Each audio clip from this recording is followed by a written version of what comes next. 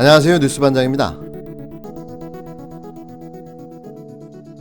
극우 보수 정당 역사에 여성 막말 정치인 계보를 잇는 왕싸가지 초선 의원이 등장해 정치권을 다시 한번 막장 코미디판으로 만들어버렸습니다.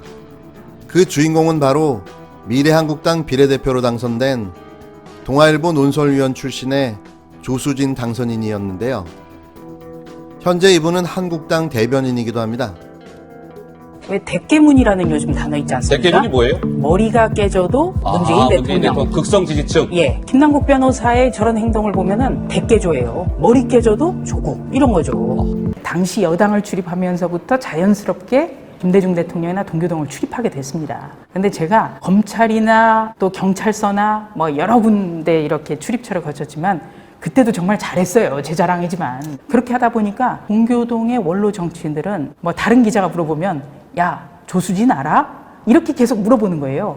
그래서 동교동계에서는 수지 씨와 같은 그런 존재다 해서 이제 동교동계 수지 뭐 그런 이야기가 붙었는데 이 자리를 빌어서 수지 씨한테 참 미안하게 생각합니다. 예. 여당에 아는 분이 정말 많죠. 저 이번에 당선되고 축하 전화 너무 많이 받고 있어요. 여당에게. 대표적으로 뭐 몇 분만 소개해 주시죠. 제가 이런 말씀드리면 그분들이 또 이 대통령 지지층에게 타겟이 되기 때문에 제가 설명은 말씀드릴 수가 없고.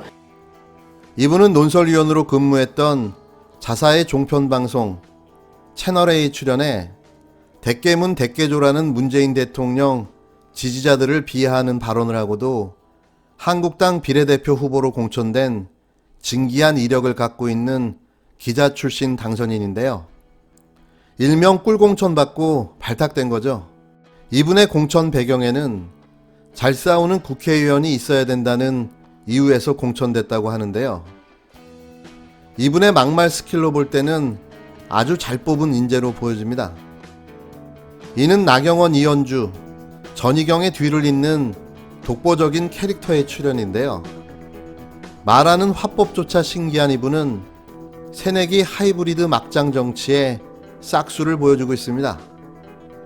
어쩌면 총량불변의 법칙은 단 한 번도 틀린 적이 없는지 모르겠는데요. 21대 국회에서 그의 활약상이 남달라 보이는 이유입니다. 조수진 미래한국당 비례대표 당선인이 기자들에게 보낸 문자 내용을 놓고 막말 논란에 휩싸였는데요. 동아일보 기자 출신인 조 당선인은 당선 직후 한국당 대변인으로 발탁됐습니다. 논란이 된 문자는 조 대변인이 20일 국회 초선의원 의정 연찬 일정을 알리며 기자들에게 보낸 것인데요. 일간지 논설위원까지 지냈던 조 대변인의 문자는 과연 남달랐습니다. 조 대변인은 오랜 취재원이었던 두 사람의 일화를 소개했는데요. 그 주인공은 임기를 곧 마치는 문희상 국회의장과 유인태 사무총장이었습니다. 두 사람은 특감과 초선 의원들과의 인사를 위해 연찬회에 참석할 예정이었는데요. 먼저 조 대변인은 문희상 의장을 언급하면서 문희상이란 정치인 하면 단연 봉숭아 학당이 떠오른다며 엽기적인 학생들이 선생님을 상대로 난장을 벌이는 옛 개그 프로그램처럼 주제에 구애받지 않고 기자들과 질문에 답을 내놨다고 말했습니다. 조 대변인은 이를 대화와 타협이란 정치의 본령에 기인한 것이라고 치켜세우면서 동시에 20대 국회를 비판했는데요. 조 대변인은 지난 20대 국회에서 통과된 선거법 개정안을 가리켜 누더기 선거악법 처리 등 지난 연말 국회 상황이 대단히 답답하게 느꼈던 이유라고 덧붙였습니다.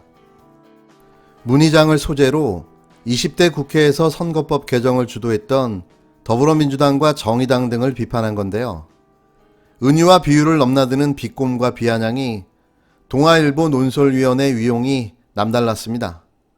그런가 하면 조 대변인은 유인태 총장에 대해선 그의 조는 모습을 지적했는데요.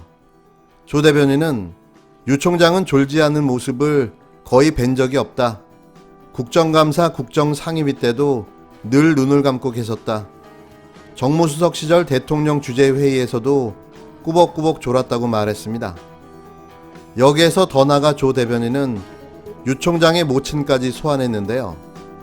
조 대변인은 유 총장이 과거 사형 선고를 받던 날 모친이 지루한 재판을 이기지 못해 졸았다고 하니 내력일 것 같다라고 말했습니다. 유 총장이 들었다면 기분이 좋았을 리 없는 표현인데요. 두 선배 정치인들에 대해 평가한 조 대변인은 정치도 사람이 하는 일이다.